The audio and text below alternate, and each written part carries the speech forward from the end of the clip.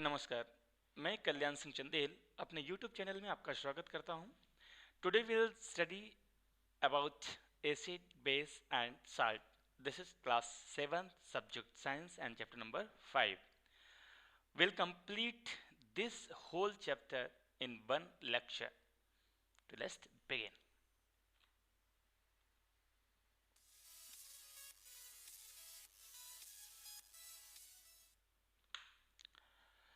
तो आज हम बात करने वाले हैं चैप्टर नंबर 5 की एसिड, बेस एंड साल्ट्स। तो एक्चुअली में अगर हम बात करें एसिड, बेस और सॉल्ट्स की, तो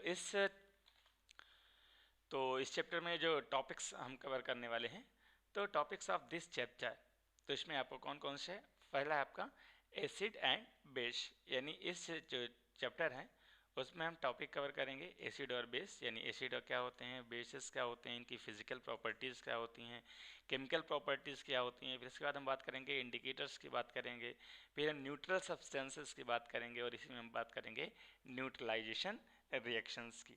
ओके, फर्स्ट अगर हम बात करें एसिड और बेस की, एक्चुअली एसिड और बेस क्या होते हैं, तो सबसे पहले हम बात करने वाले हैं एसिड्स की कि एसिड्स क्या होते हैं। तो जनरली अगर हम बात करें, तो जब हम बात करते हैं एसिड, बेस एंड साल्ट्स की, तो इस समय पूरे यूनिवर्स में या केमिस्ट्री लैब में जब भी हम जाएंगे तो वहाँ पर जितने भी केमिकल्स हमें नज़र आएंगे उनमें सिर्फ 3 ही नेचर होंगे, या तो वो एसिडिक नेचर का होगा, या तो बेसिक नेचर का होगा, या फिर न्यूट्रल होगा। ठीक है, तो हम जान लेते हैं एसिड्स हम किसे कहते हैं या किन प्रॉपर्टीज़ को हम एसिड कंसीडर करेंगे।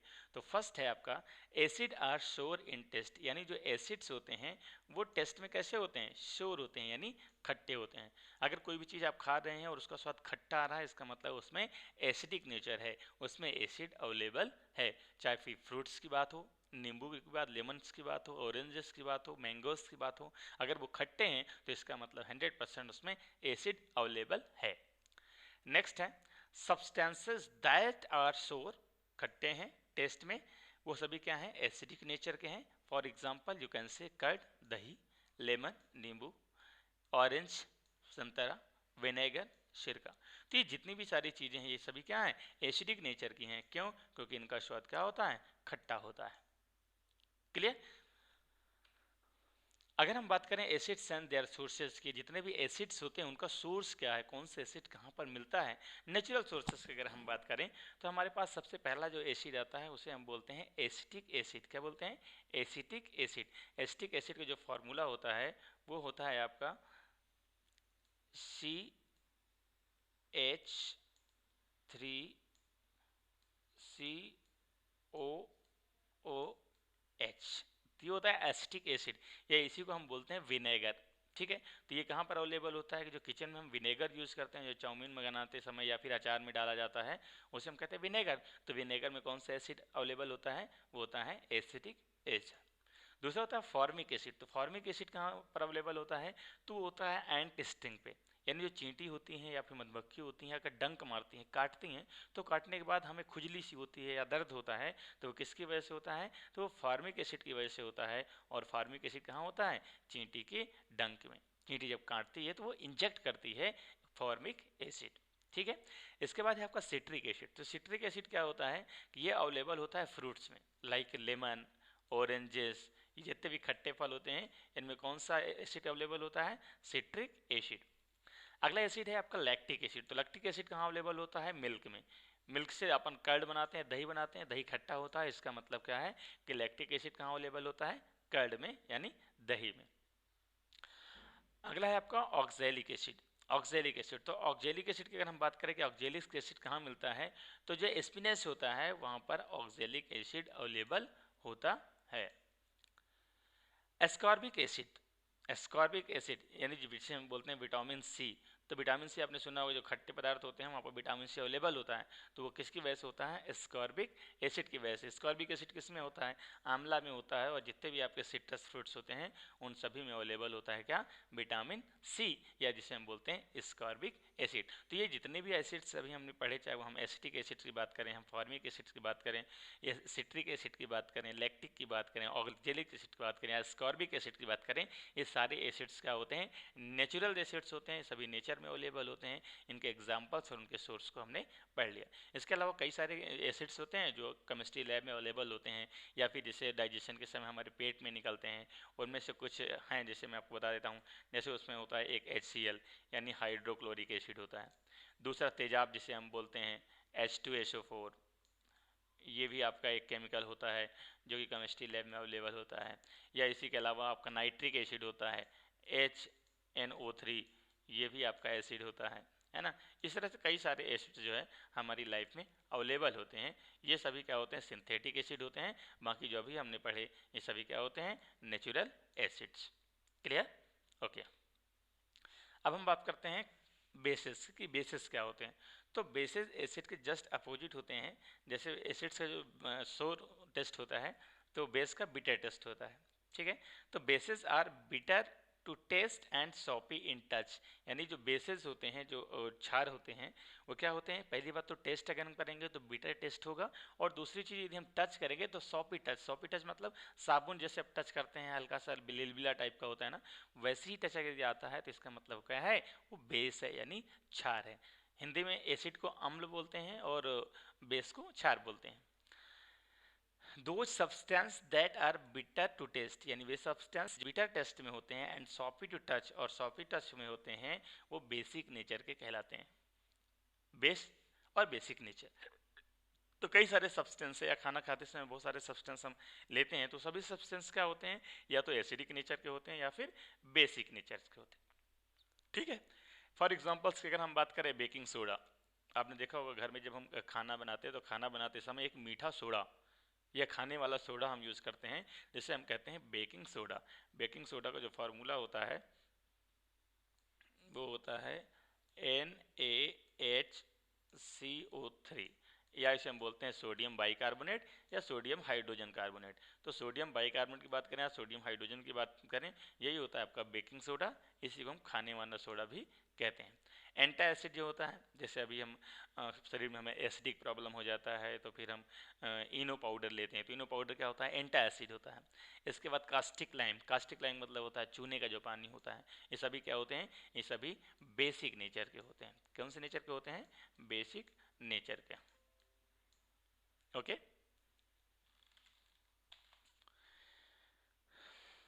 ठीक है। तो ये सभी एग्जांपल्स हो गए।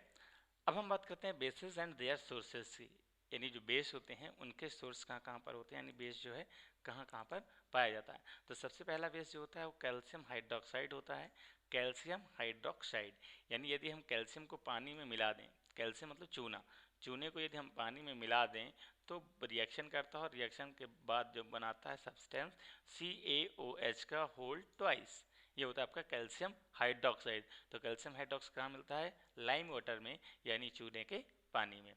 नेक्स्ट है आपका अमोनियम हाइड्रोक्साइड यानी NH4OH, NH4OH ammonium hydroxide. Ammonium hydroxide कहाँ होता है, अगर हम सबसे अच्छी बात करें तो कहना नहीं चाहिए, जो टॉयलेट होता है ना, टॉयलेट, टॉयलेट में जो बदबू आती है बहुत ज़्यादा तेज़ी से, वो किसकी वजह से आती है, अमोनियम हाइड्रोक्साइड की वजह से। और ये कहाँ पर अवेलेबल होता है, विंडो क्लीनर, विंडो को जब हम साफ़ करते हैं तो इसमें मिलाया जाता है। नेक्स्ट है आपका सोडियम हाइड्रोक्साइड, चाहे हम सोडियम हाइड्रोक्साइड की बात करें यानी NaOH की बात करें, या पोटेशियम हाइड्रोक्साइड की बात करें तो KOH की बात करें, ये दोनों कहाँ पर अवेलेबल होते हैं, ये दोनों अवेलेबल होते हैं सॉप में, साबुन में। तो जो NaOH होता है सोडियम हाइड्रोक्साइड, ये नहाने वाली साबुन, वो कपड़े धोने वाली साबुन में अवेलेबल होता है, और जो KOH होता है यानी पोटेशियम हाइड्रोक्साइड, ये नहाने वाली साबुन में अवेलेबल होता है। दूसरा मैग्नीशियम हाइड्रोक्साइड, मैग्नीशियम हाइड्रोक्साइड, तो मैग्नीशियम हाइड्रोक्साइड कहाँ मिलता है, तो मैग्नीशियम हाइड्रोक्साइड मिलता है मिल्क ऑफ मैग्नीशिया में। तो मिल्क ऑफ मैग्नीशिया क्या होता है कि यदि हम मैग्नीशियम, मैग्नीशियम जो एलिमेंट होता है, जो मेटल होता है, यदि हम उसको जलाएंगे, ठीक है, तो जब जलाएंगे बहुत तेजी लाइट के साथ वो जलता है, और जलने के बाद होता क्या है कि जब बहुत तेजी से जलता है तो वो बहुत तेज जलता है तो वो राख के रूप में, ऐश के रूप में कन्वर्ट हो जाता है, और यदि उसी को पानी में मिला देते हैं तो वाइट कलर का हो जाता है, और उसी मिक्सर को हम बोलते हैं मिल्क ऑफ मैग्नीशिया, या उसी को केमिकली भाषा में बोलते हैं मैग्नीशियम हाइड्रोक्साइड।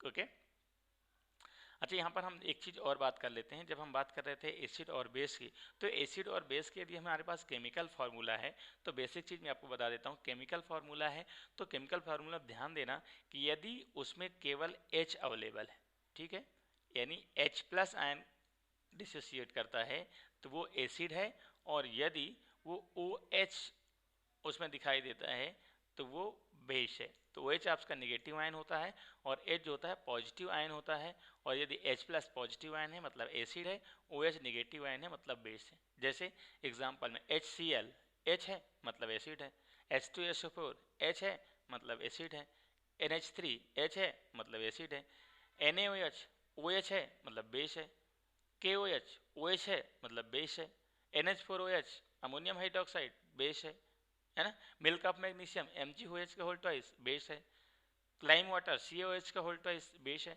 तो जिसमें H प्लस आता है वो एसिड होता है, जिसमें OH माइनस आयन होता है वो बेस होता है। ठीक है, चलिए अब हम बात करते हैं इंडिकेटर्स की। तो इंडिकेटर्स क्या होते हैं? इंडिकेटर्स मतलब होता है सूचक। जिस तरह से बाइक में इंडिकेटर्स होते हैं वो इंडिकेट करते हैं कि किस डायरेक्शन में आपको मुड़ना है, यानी वो डायरेक्शन को शो करते हैं।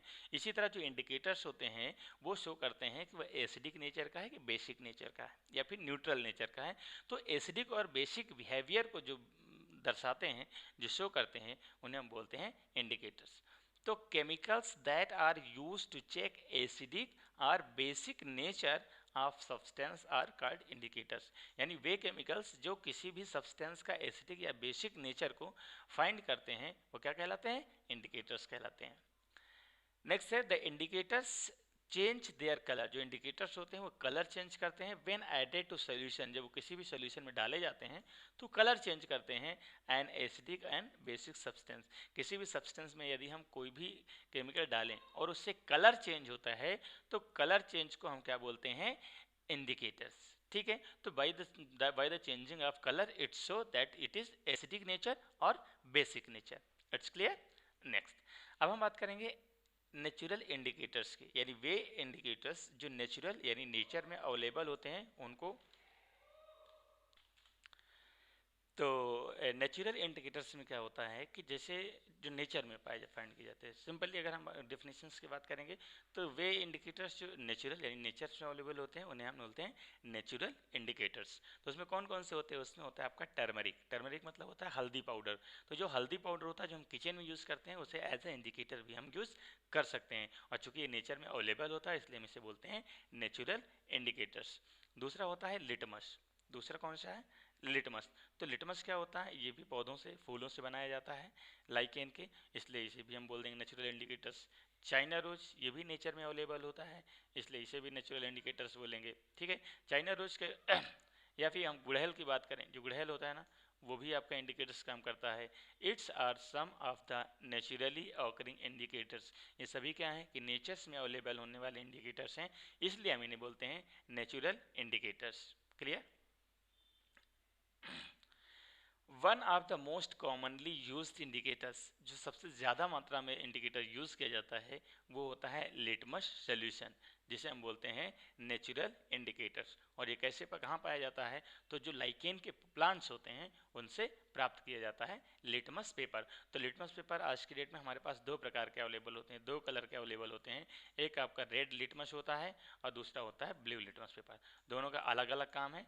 अगर आपको एसिड को आइडेंटिफाई करना है तो रेड यूज़ करेंगे, बेस को आइडेंटिफाई करना है तो रेड यूज़ करेंगे। ओके, आइए देखते हैं नेक्स्ट। जो एसिड्स होते हैं वो क्या करते हैं? Asset turns blue litmus paper two red. अगर ब्लू लिटमस पेपर को हमने लिया और उसको किसी भी सब्सटेंस में डिबो दिया और अगर उसका कन्वर्ट हो गया रेड कलर में, तो रेड कलर में कन्वर्ट हो गया, इसका मतलब क्या है? वो एसिड है। Okay, red litmus paper blue में कन्वर्ट हो जाता है तो इसका मतलब क्या है? वो बेस है। ध्यान रखना, हमेशा दो चीज़ें ध्यान रखना कि इसमें कभी कभी कन्फ्यूज़न होता है कि एसिड किसको बोलेंगे, बेस किसको बोलेंगे। तो यदि मान लेते हैं कि रेड कन्वर्ट होता है किस में? ब्लू में। रेड कन्वर्ट होता है ब्लू में, ब्लू बी से क्या होता है? बेस। तो इसका मतलब क्या है? वो इसका मतलब दैट इज बेस। इतना ध्यान रखना कि अगर रेड कन्वर्ट हो रहा है ब्लू में तो ब्लू मतलब बेस है। ठीक है, दूसरा अगर मान लेते हैं ब्लू कन्वर्ट हो रहा है रेड में, ब्लू किस में कन्वर्ट हो रहा है? रेड में। तो रेड क्या होता है आपका? डेंजर, और डेंजर क्या होता है आपका? एसिड, है ना।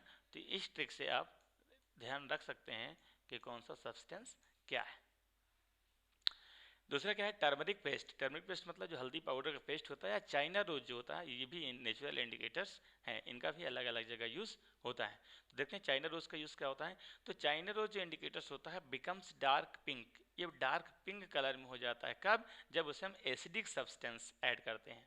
ठीक है, अगर हम एसिडिक सब्सटेंस में चाइना रोज के इंडिकेटर्स को ऐड करेंगे तो किस कलर में कन्वर्ट हो जाएगा? डार्क पिंक में।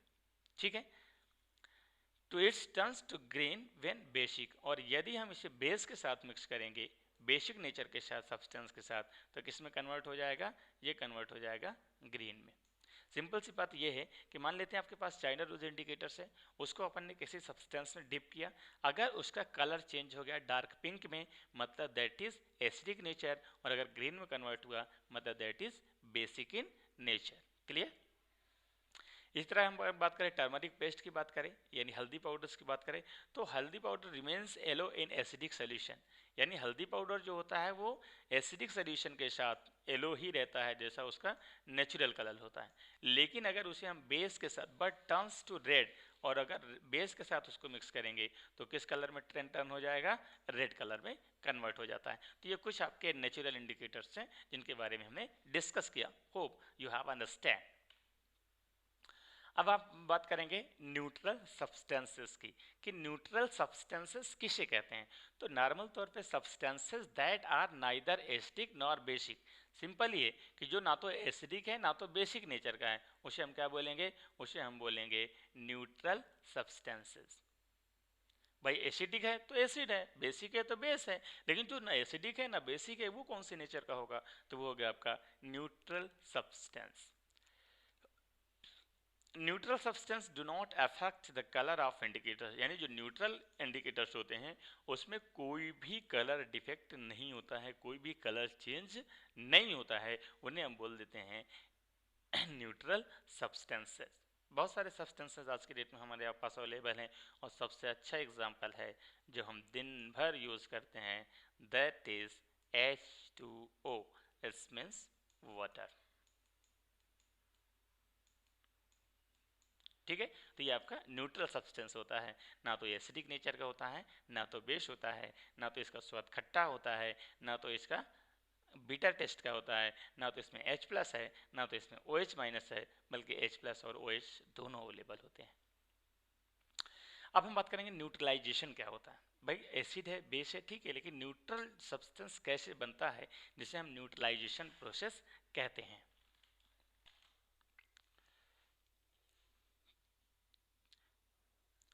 When an acid is mixed with base, जब हम एक एसिड को बेस के साथ मिला देते हैं तो न्यूट्रल सब्सटेंस बनता है, और इस रिएक्शन को हम बोलते हैं neutralisation reaction. Okay, when an acid, कोई भी एसिड ले लो, मिक्स विथ अ बेस, किसी भी बेस के साथ मिला देंगे, दे न्यूट्रलाइज, वे न्यूट्रलाइज हो जाएंगे, and affect each other, the reaction is known as neutralisation reaction. यानी एसिड बेस दोनों को मिला देते हैं तो न्यूट्रल सब्सटेंस बनता है, और इसीलिए हम इस प्रोसेस को बोलते हैं neutralisation reaction.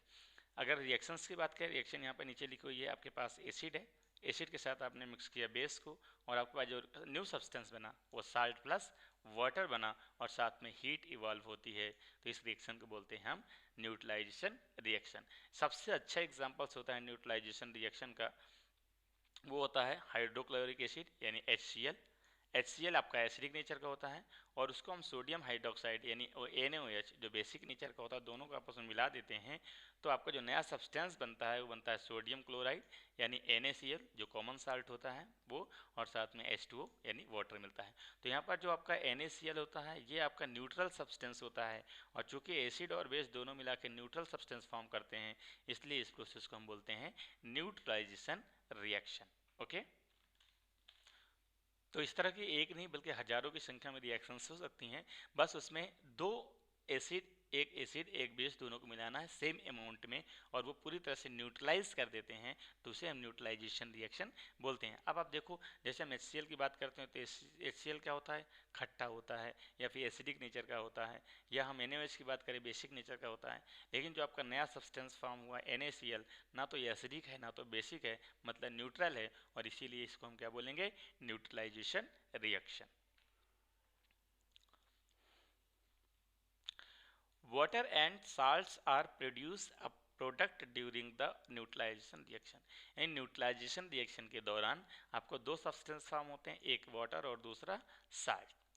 Heat is also produce during the neutralisation reaction. And neutralisation reaction के साथ साथ क्या है, हीट भी प्रोड्यूस होती है। यानी एसिड लिया, एसिड के साथ बेस को मिक्स किया तो आपका सब्सटेंस बना साल्ट प्लस वाटर और साथ में heat. The salt produce during neutralisation reaction can be acidic basic और न्यूट्रल साल्ट। यानी जो आपकी न्यूट्रलाइजेशन रिएक्शन हुई उसमें जो साल्ट प्रोड्यूस हुआ तो वो एसिडिक नेचर का भी हो सकता है, बेसिक नेचर का भी हो सकता है, या फिर न्यूट्रल नेचर का भी हो सकता है। अच्छा, ये इम्पोर्टेंट इसलिए है कि यहाँ पर अगर हम बात करें किसी भी एसिड और बेस की बात करें तो जैसे मान लेते हैं एसिड है, अगर एसिड आपका स्ट्रॉन्ग है, ध्यान रखना एसिड क्या है आपका स्ट्रॉन्ग है और बेस आपका क्या है वीक है, तो जब स्ट्रॉन्ग एसिड है बेस वीक है तो जो सब्सटेंस बनेगा वो क्या बनेगा, वो आपका एसिडिक नेचर का बनेगा। और यदि एसिड वीक है बेस स्ट्रांग है तो बेसिक नेचर का बनेगा। या फिर दोनों मान लेते हैं एसिड भी स्ट्रांग है बेस भी स्ट्रांग है तो न्यूट्रल बनेगा, या एसिड भी वीक है बेस भी वीक है तो दोनों मिला के क्या बनाएगा, न्यूट्रल सब्सटेंस फॉर्म करेगा। क्लियर। नेक्स्ट हम बात करते हैं एंट एस्टिंग। तो अभी हमने बात की थी ऑन टेस्टिंग में कौन सा एसिड फॉर्म होता है, दैट इज फॉर्मिक एसिड। अच्छा, कभी कभी भूल जाता है कौन सा एसिड कहाँ पे फॉर्म होता है। तो यदि हम एंट टेस्टिंग की बात करें तो एंट मतलब क्या होता है, चींटी। तो चींटी कहाँ पाई जाती है, फार्म में, खेतों में पाई जाती है। तो जब फार्म में पाई जाती है, फार्म हाउस में पाई जाती है, इसलिए उसके अंदर कौन सा एसिड होता है, फॉर्मिक एसिड। एंट स्टिंग कंटेन, जो एंट स्टिंग कंटेन्स फॉर्मिक एसिड होता है। And the effect of this acid is neutralised bye rubbing most baking soda. अगर मान लेते हैं कभी भी आपको चींटी काट लेती है या मधुमक्खी काट लेती है तो वहाँ पर एसिडिक नेचर का फॉर्मिक एसिड इंजेक्ट करती है, और उसको यदि आपको समाप्त करना है, न्यूट्रलाइज करना है, तो उसके लिए कुछ ना कुछ बेस आपको मिलाना पड़ेगा। तो नॉर्मल तौर पे घर पे जो हम बेस यूज़ करते हैं वो होता है आपका बेकिंग सोडा, कॉमन जो आपका मीठा सोडा होता है जो हम घर में किचन में यूज़ करते हैं, उसको लेकर यदि हम उसमें रगड़ देंगे तो क्या हो जाएगा, जो वहाँ पर एसिड रहेगा वो न्यूट्रलाइज हो जाएगा और आपके यहाँ जो खुजली हो रही होगी, जो दर्द हो रहा होगा वो मिट जाएगा। तो ये आप घर पे भी कर सकते हैं, ठीक है। या फिर उसके साथ उसके अलावा कैलेमाइन का सोल्यूशन हम यूज़ कर सकते हैं जिसमें जिंक कार्बोनेट्स अवेलेबल होता है। दूसरा है इनडाइजेशन। कभी कभी क्या होता है डाइजेशन में प्रॉब्लम होती है, कच्ची डकारें आती हैं। इसका मतलब क्या होता है, इसका मतलब ये होता है कि शरीर के अंदर एसिड की मात्रा ज़्यादा हो गई है जिसकी वजह से प्रॉब्लम होती है। तो आप इनडाइजेशन को दूर करने के लिए नॉर्मल तौर पे हम यूज़ करते हैं जो आपका पाउडर आता है इनो पाउडर। तो इनो पाउडर क्या होता है, बेसिक नेचर का होता है। जैसे उसको हम पीते हैं पेट के अंदर जाता है तो एसिड के साथ रिएक्ट करता है, उसको न्यूट्रलाइज कर देते हैं जिससे आपको राहत मिल जाती है। अब बेसिक नेचर्स की बात करें तो बेसिक में क्या क्या आता है, मिल्क ऑफ मैग्नीशियम आता है, यानी मैग्नीशियम हाइड्रोक्साइड होता है। ये एंटा एसिड के रूप में, एंटा एसिड एसिड है, एसिड को न्यूट्रल करना है तो उसे बोलते हैं एंटा एसिड। यानी वे सब्सटेंसेस जो एसिड को न्यूट्रलाइज करते हैं उन्हें हम बोलेंगे एंटा एसिड।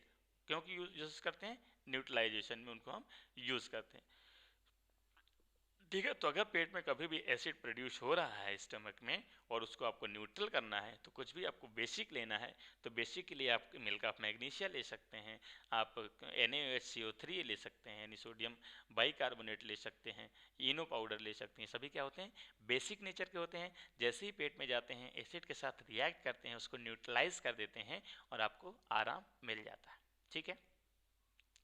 नेक्स्ट है आपका सॉइल ट्रीटमेंट।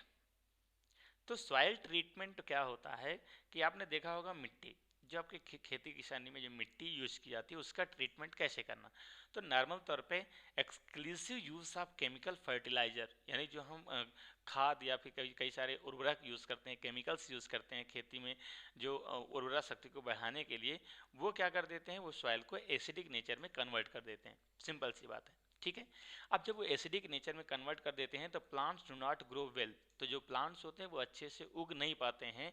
किस वजह से? या तो उसमें एसिडिक मात्रा ज़्यादा हो जाती है या फिर बेसिक मात्रा। तो एसिड या बेसिक नेचर में यदि कन्वर्ट हो जाएगी सॉइल तो फिर आपके प्लांट्स की ग्रोथ प्रॉपर नहीं हो पाती है। तो when the soil is too acidic, जब सॉइल बहुत ज़्यादा एसिडिक हो जाती है, बहुत ज़्यादा उसमें एसिड की मात्रा हो जाती है, या इट्स बेसिक ट्रीटमेंट, तो इसके लिए हम बेसिक ट्रीटमेंट करते हैं। यानी एसिड है उसको आपको न्यूट्रल करना है तो हम उसमें बेस मिक्स करेंगे। तो जब बेस मिक्स करेंगे तो एसिड के साथ रिएक्ट करके न्यूट्रलाइज हो जाएगा। ठीक है। तो उसमें हम क्या करते हैं, उसमें हम करते हैं क्विक लाइम। क्विक लाइम मतलब कैल्शियम ऑक्साइड, यानी जो चूना होता है उसको हम स्लैक लाइम यानी कैल्शियम हाइड्रोक्साइड पानी के साथ मिक्स करके, चूने का पानी जिसे हम बोलते हैं लाइम वाटर, उसको मिक्स कर देते हैं तो आपका सॉइल ट्रीटमेंट हो जाता है। If the soil is basic, यदि सॉइल बेसिक नेचर में कन्वर्ट हो गई है बेसिक, तो उसके लिए हम organic matter is added it to, तो उसमें ऑर्गेनिक चीज़ें ऐड करते हैं, जो ऑर्गेनिक खाद्य होती है उसका हम यूज़ करते हैं, क्योंकि वो एसिडिक नेचर की होती है और जैसे ही बेस के साथ मिलती है तो न्यूट्रलाइज में कन्वर्ट हो जाता है। That's called soil treatment. Okay. Factory wastage की बात की जाए, यानी जो फैक्ट्री होती है, फैक्ट्री में बहुत सारा सामान बनता है, बहुत सारे केमिकल्स बनते हैं, तो उसके बाद जो उसका वेस्टेज होता है जो नदियों में या फिर कहीं बाहर छोड़ दिया जाता है, तो उसका क्या फ़र्क पड़ता है हमारे लाइफ में। तो the wastage of many factories contains acid which are neutralised by adding basic substances. Normal तौर पे जो सब्सटेंसेस वहाँ से रिलीज होते हैं जिसको हम बोलते हैं, तो वो क्या होते हैं, एसिडिक नेचर के होते हैं। अब उसको यदि ट्रीटमेंट करना, उसको आपको सुधार करना है तो निश्चित तौर पे उसमें कुछ भी बेस ऐड करेंगे, जिसके बाद क्या हो जाएगा, वो न्यूट्रलाइज हो जाएगा।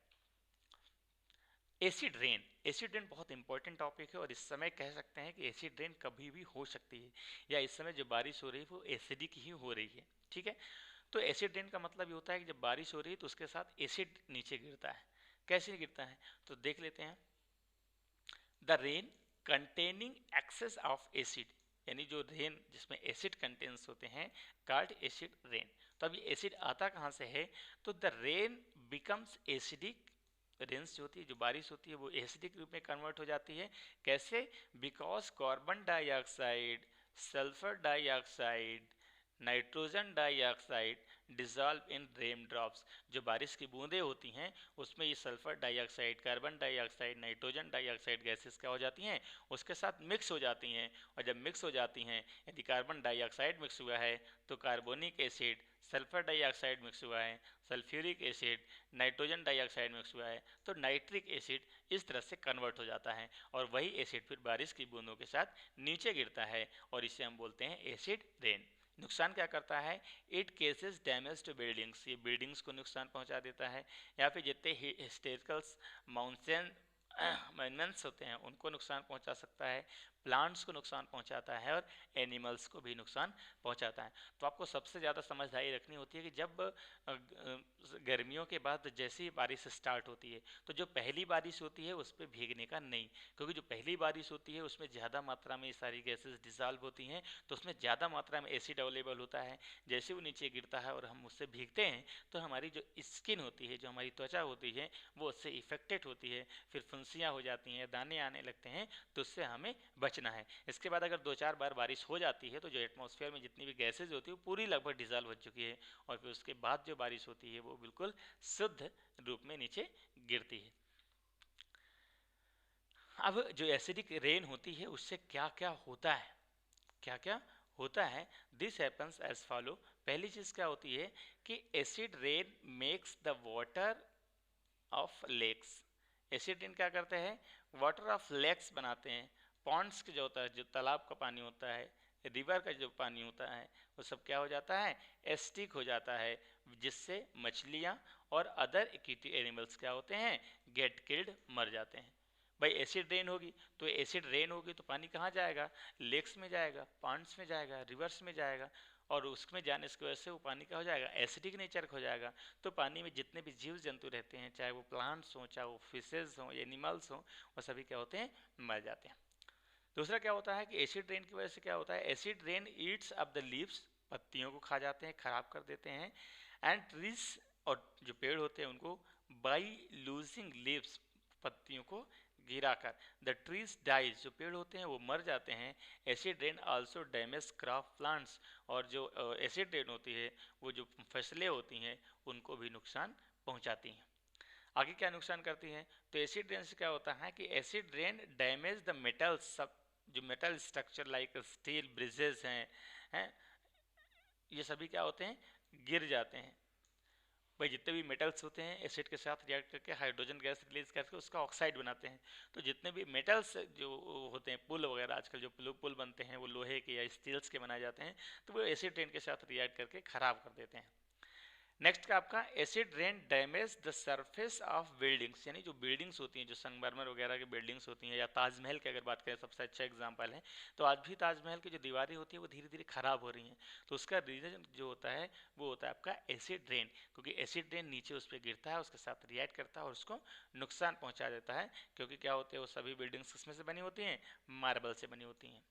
ठीक है, तो ये चैप्टर यहाँ पर फिनिश होता है, chapter number 5 acid base and salts. तो ये चैप्टर जो है, इस चैप्टर का जो फर्स्ट लेक्चर है, और फर्स्ट लेक्चर में हमने बात की इसका थ्योरी पोर्शंस के।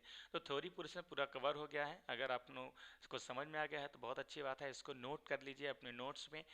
ठीक है, और इसका जो नेक्स्ट लेक्चर हम बनाने वाले हैं वो एनसीईआरटी सॉल्यूशन का, मतलब जो आपके एनसीईआरटी की बुक में जितने भी क्वेश्चंस आंसर हैं उनको हम डिस्कस करने वाले हैं इसके अगले पार्ट में। ठीक है, तो बने रहिए हमारे साथ। अगर आपको वीडियो पसंद आता है तो वीडियो को लाइक कीजिए, कमेंट कीजिए, शेयर कीजिए। Thanks for watching this video. Please like, share and subscribe the channel and press the bell icon for daily notification. Thank you so much. वंदे मातरम। जय हिंद।